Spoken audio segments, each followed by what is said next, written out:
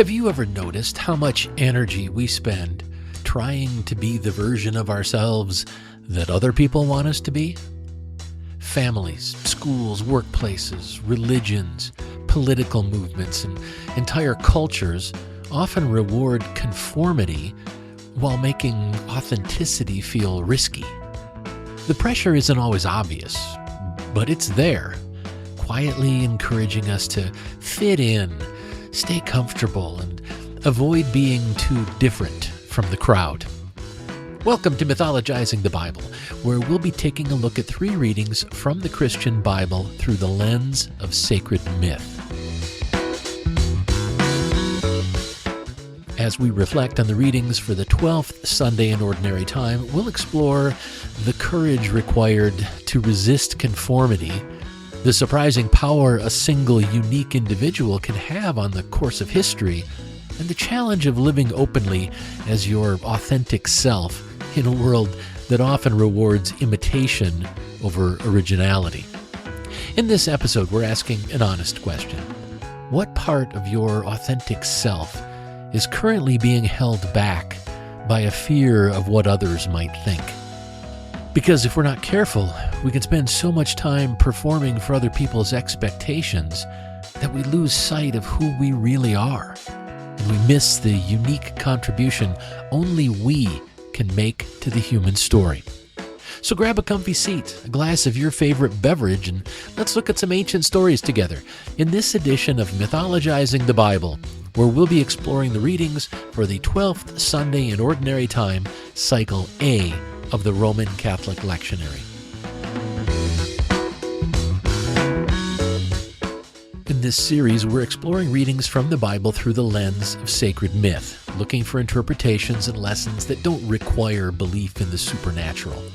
These texts were written by pre-scientific people, shaped by their own cultures, needs, and agendas, not as history books or scientific manuals, but as meaning-making stories for their communities. And just like believers approach these writings through the lens of faith, I approach them through a more humanistic lens, one that's grounded in the idea that certain foundational values helped humans evolve and flourish.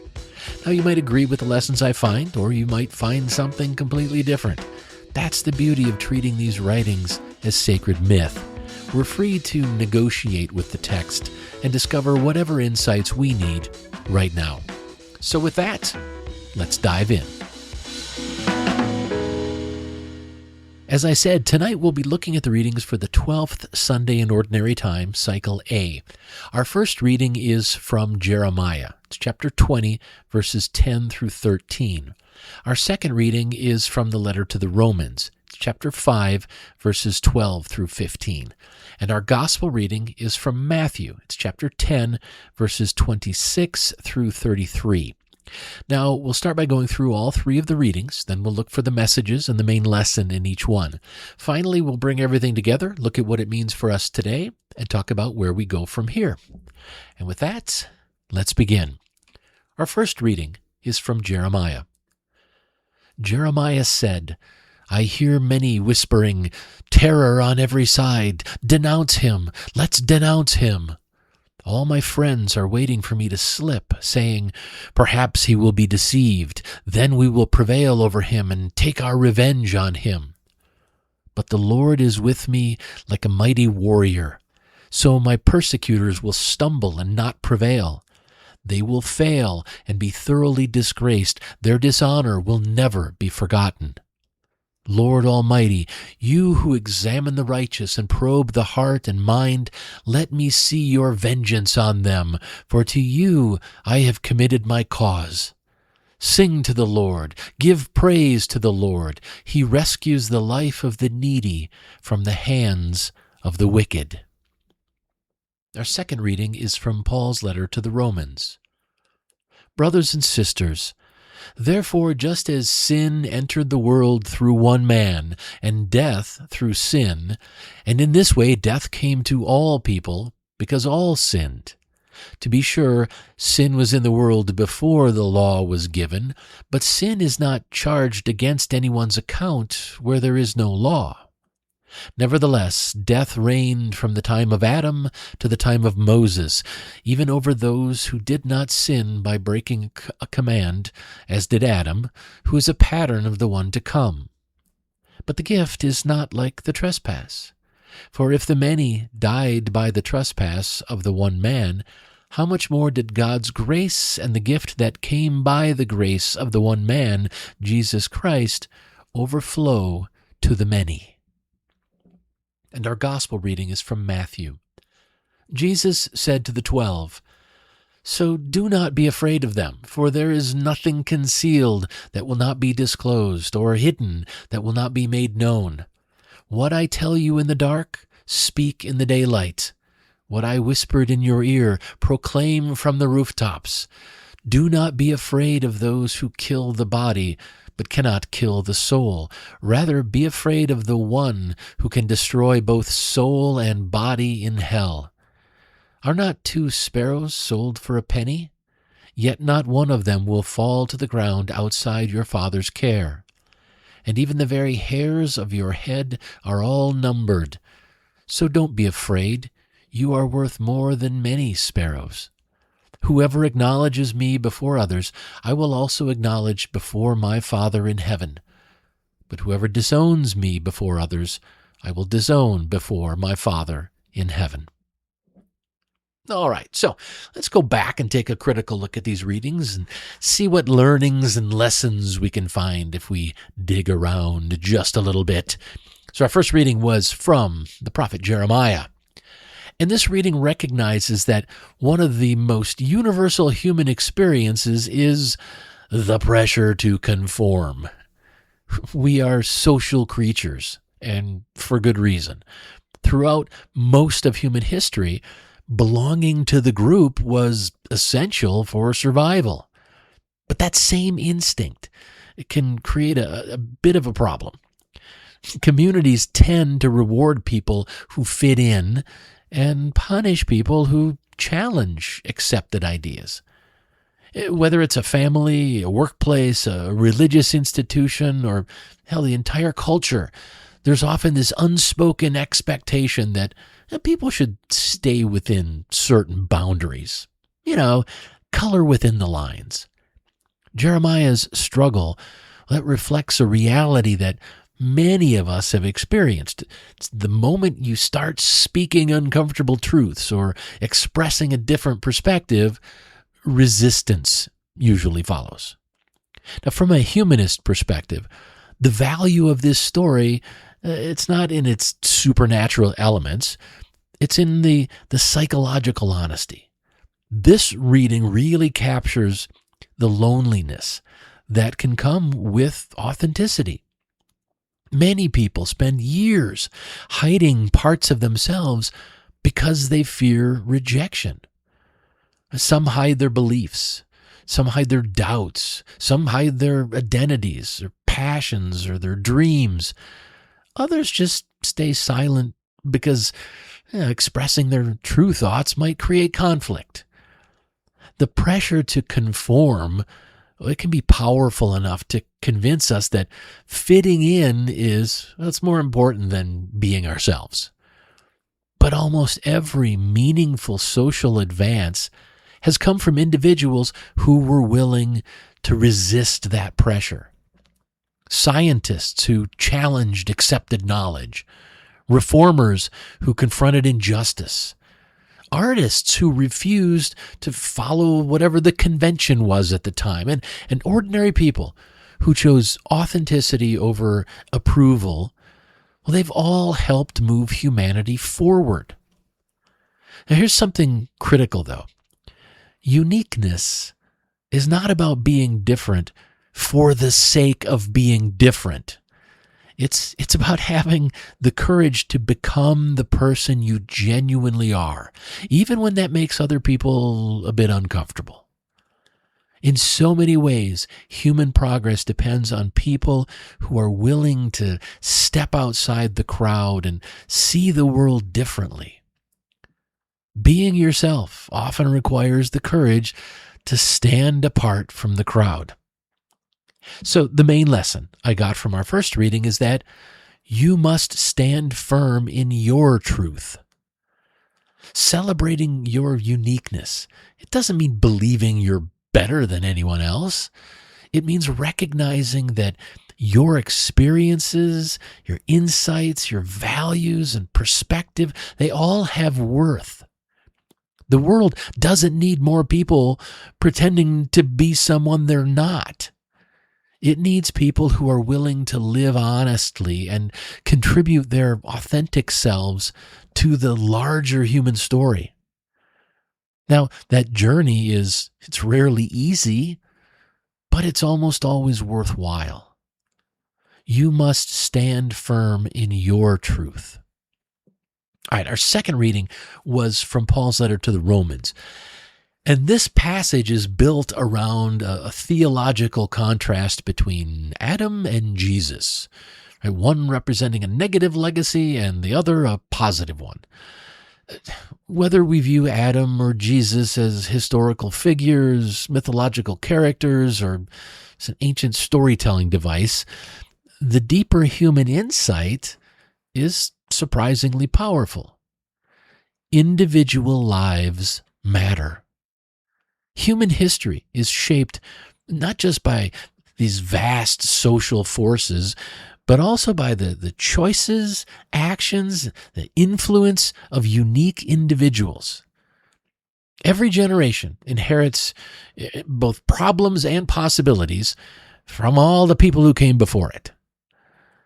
It's easy to underestimate, though, our own impact, because most of us aren't famous. We assume that only political leaders or inventors or celebrities or these great historical figures, they're the only ones who leave a lasting mark on the world. But that's not how human influence works. Parents shape children. Teachers inspire students. Friends change one another's perspectives. In the workplace, managers influence workplace culture. Neighbors strengthen communities. Every person creates ripples that spread far beyond what they can ever see. The unique combination of experiences, talents, values, and choices that make you who you are also gives you the ability to influence our human story in ways that no one else can. It's an influence that is unique to you, for good or bad. This is where uniqueness becomes more than just self-expression. It becomes responsibility. When people suppress who they are in order to conform, the world loses something that can't be replaced. New ideas, creative solutions, acts of courage, moments of kindness, those tend to emerge because someone was willing to think differently or to take a path that others overlooked. The goal isn't to become famous or extraordinary. The goal is to recognize that your distinct identity gives you the power to contribute something meaningful that no one else can contribute in quite the same way. And because of that, one person can change the course of history. So the main lesson I got from our second reading is that your life leaves a mark. Every one of us inherits a world shaped by the choices of others. At the same time, every one of us is helping shape the world that future generations are going to inherit. The question isn't whether you'll have an impact. You already do. The real question is what kind of impact your unique gifts, values, and actions will leave behind. When you embrace your individuality and use it with intention, you gain the power to influence the future in ways you may never fully understand. Your life leaves a mark. Okay, our final reading was from the Gospel of Matthew. And this reading seems to acknowledge that fear is one of the most powerful forces shaping human behavior. Fear of rejection, fear of criticism, fear of disappointing our families or communities or institutions. Throughout history, countless people have learned to hide parts of themselves in order to stay safe or to gain acceptance. They've concealed their beliefs, identities, dreams, their talents, their doubts, sometimes even their aspirations, because the cost of visibility felt too high. Now, this reading pushes against that instinct by challenging people to stop living in fear and stop hiding what makes them unique. One of the most striking images in the reading is the idea that every individual is known and valued. Humanists may not interpret that image in a supernatural sense, but the underlying message remains deeply meaningful. Every person is unique. Every person has a story that has never existed before and will never exist again. In a universe containing billions and billions of people, there has never been and never will be another person with your exact combination of experiences, relationships, perspectives, talents, and struggles. That uniqueness isn't something to apologize for. It's something we need to learn to appreciate. Unfortunately, far too many institutions throughout history have delivered the opposite message.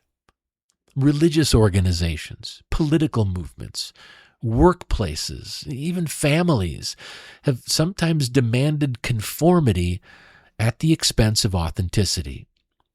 Their message was clear: fit in, stay quiet, and don't make anyone uncomfortable. But there's a profound irony here. Even within traditions that have usually pressured people to conform, we find texts like this one encouraging people to stop living in fear and to speak openly about who they are. Given the position pushed by most Christian denominations, it feels surprising to find a message like this in their sacred scriptures. It's almost like they haven't really read their own holy book. History has shown us that human flourishing depends on people having the freedom to become themselves, not on forcing everyone into the same mold. Your authentic self was never meant to be hidden. So the main lesson I got from our gospel reading is that you should not hide who you are. Celebrating your uniqueness, it's not about seeking attention or demanding approval from others. It's about refusing to live a smaller life than the one that is genuinely yours. The world benefits when people bring their authentic selves into the light, when they share their gifts and contribute their perspective to the larger human story. Fear might tempt us to hide, but growth, connection, and meaning are almost always found on the other side of authenticity. You should not hide who you are. All right, let's review the lessons we've talked about so far. In our first reading from Jeremiah, the main lesson I came away with was, you must stand firm in your truth. In our second reading from Romans, the main lesson I got was, your life leaves a mark. And finally, the main lesson I got from our gospel reading was, you should not hide who you are.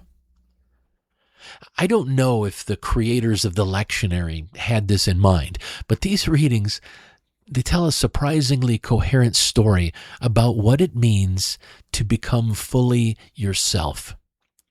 First, they remind us that authenticity, it often comes with a cost, because communities tend to reward conformity and resist people who challenge expectations. Then these readings push us to recognize that our choices matter more than we realize, that each of us has the ability to influence the lives around us and help shape the future in all sorts of ways. And finally, these readings challenge us to stop shrinking ourselves to fit other people's comfort zones, and to live openly as the unique individuals we were always capable of becoming. The world doesn't need more copies, more conformity, doesn't need more people hiding behind masks.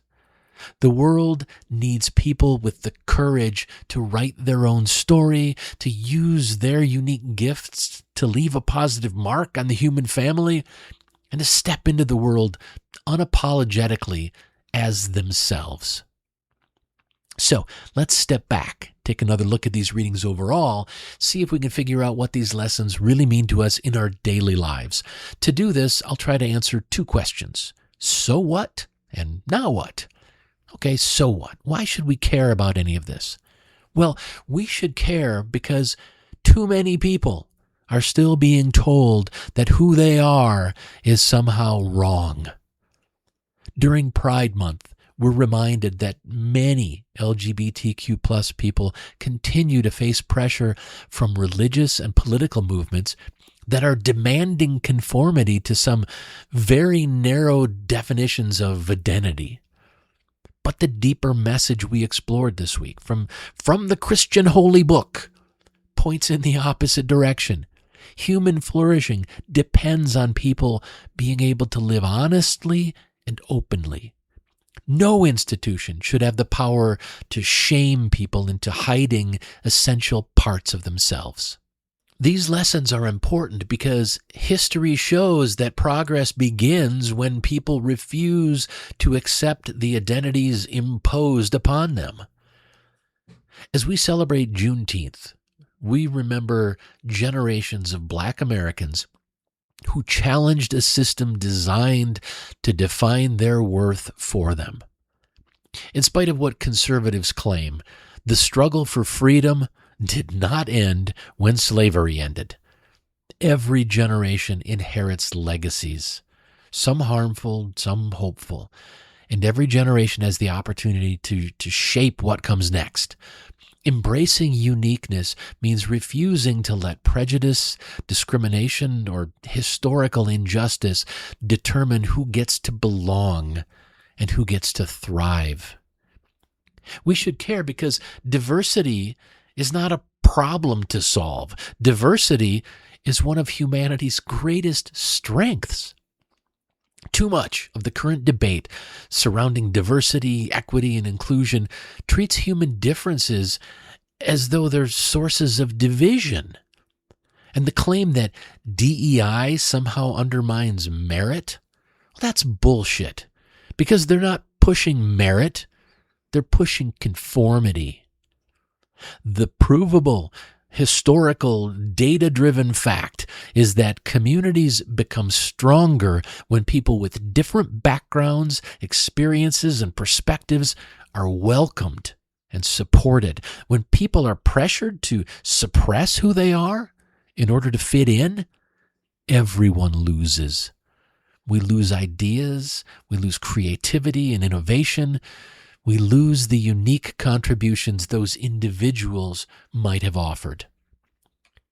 These lessons are important because authoritarian movements have always feared individuality. Whether the pressure comes from governments, religious institutions, corporations, or social groups, the goal is pretty much the same. Make people conform, make them predictable, and that makes them easier to control. But healthy societies move in the opposite direction. Healthy societies create space for people to think differently, to live authentically, and to contribute their unique gifts to the common good. In that sense, embracing your uniqueness, it's more than a personal choice. It's a declaration that no one else gets to write your story for you. Celebrating your uniqueness, then, is not an act of selfishness or rebellion. It's an affirmation of your inherent worth.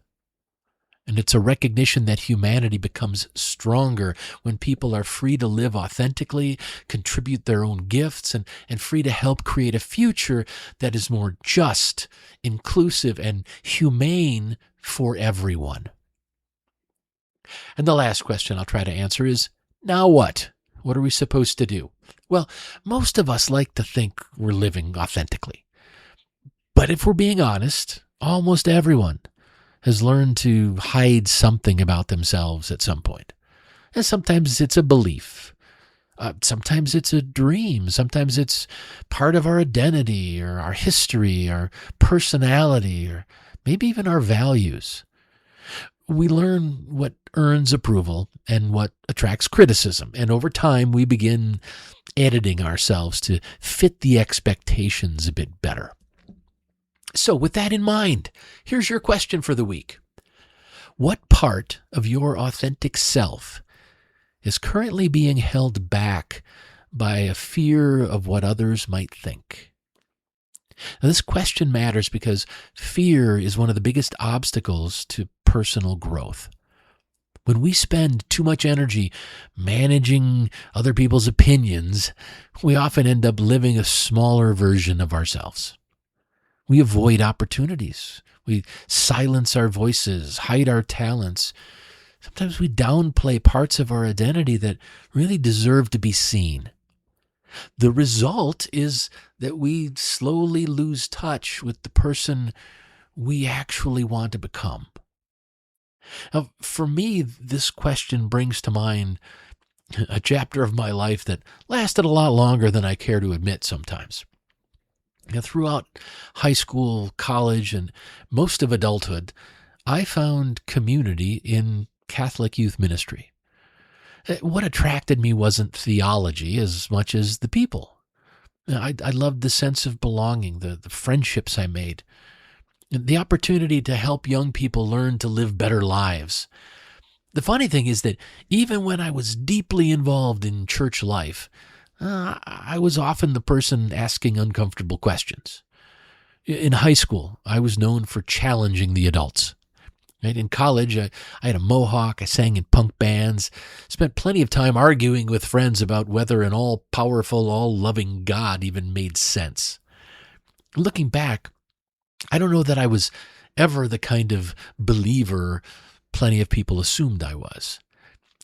As the years went on, I found myself in positions where openly exploring those doubts got a lot more difficult.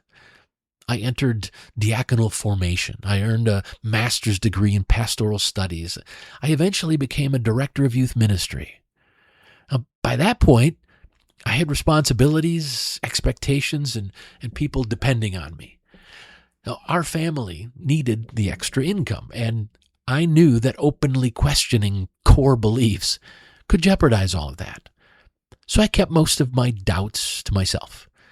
Now, they did show up indirectly in the way I built programs. And instead of focusing on doctrine, I created a youth ministry model that was built around values like respect, engagement, acceptance, and leadership.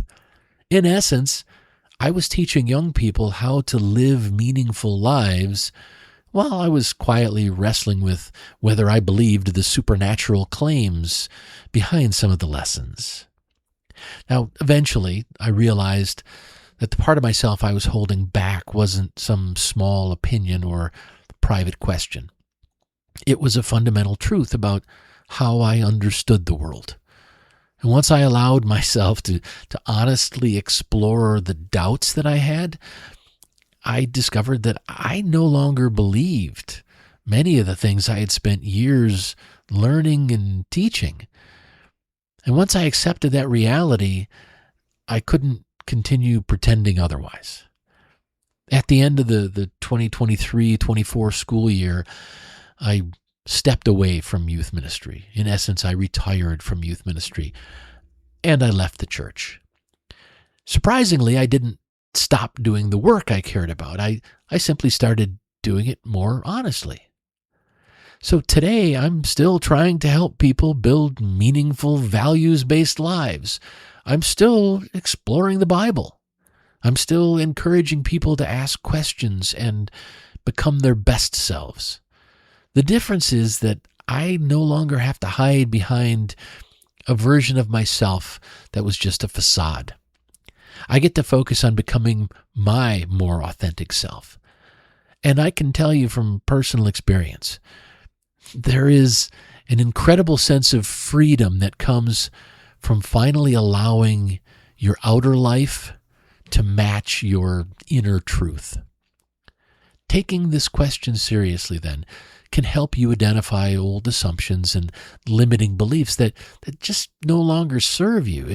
It can help you distinguish between who you truly are and what you've been performing for others.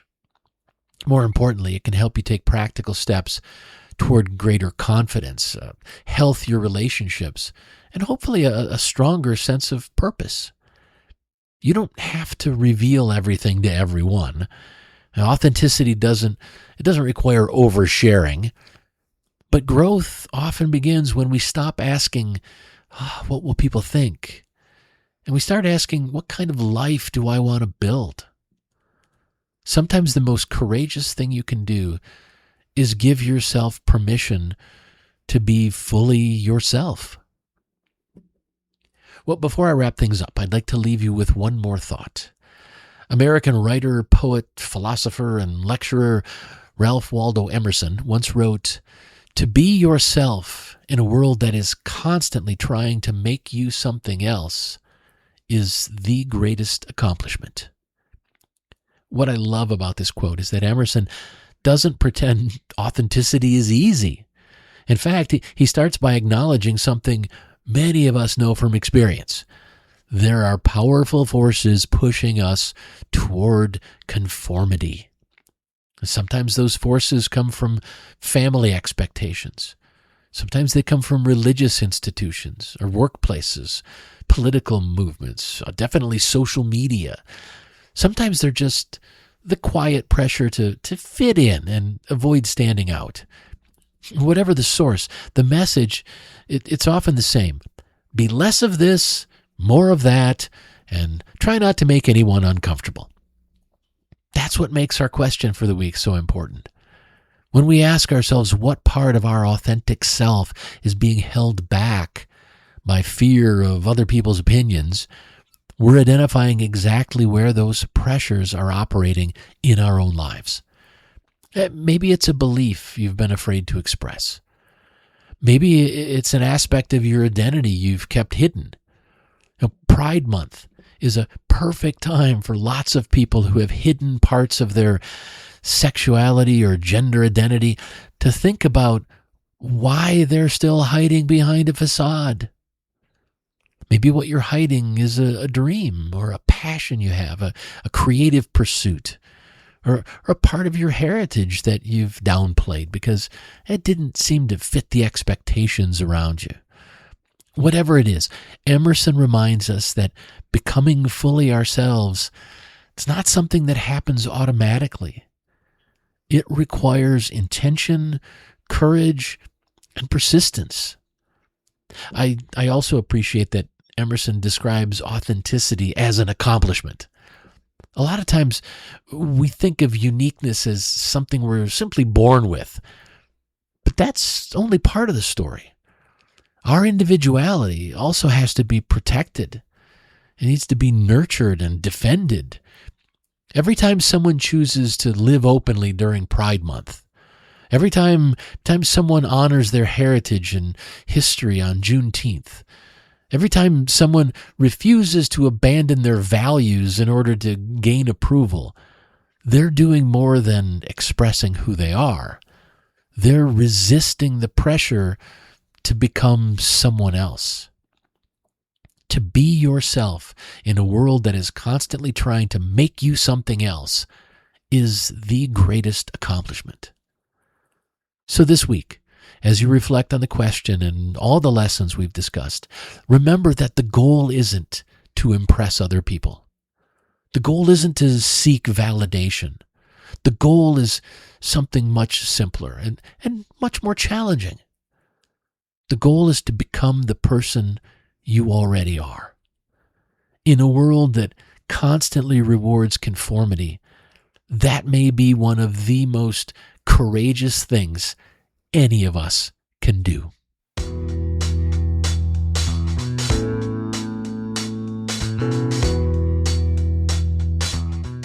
All right, we've come to the end of this episode. Thanks for joining me. I'll be back again next week, but in the meantime, I encourage you to engage with our question for the week and pay attention to the important lessons you come across wherever you find them. You'll create a more purposeful and joyful life, and you'll start to feel more connected to the world and the people around you. I hope you enjoyed this episode of Mythologizing the Bible as we did a deeper dive into the readings for the 12th Sunday in Ordinary Time, Cycle A of the Roman Catholic Lectionary.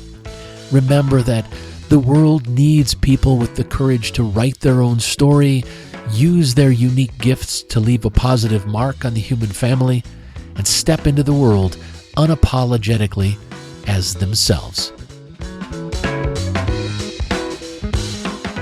The Bible readings used for this episode are from the Holy Bible, New International Version, NIV, copyright 1973, 1978, 1984, 2011 by Biblica Inc., used by permission, all rights reserved worldwide.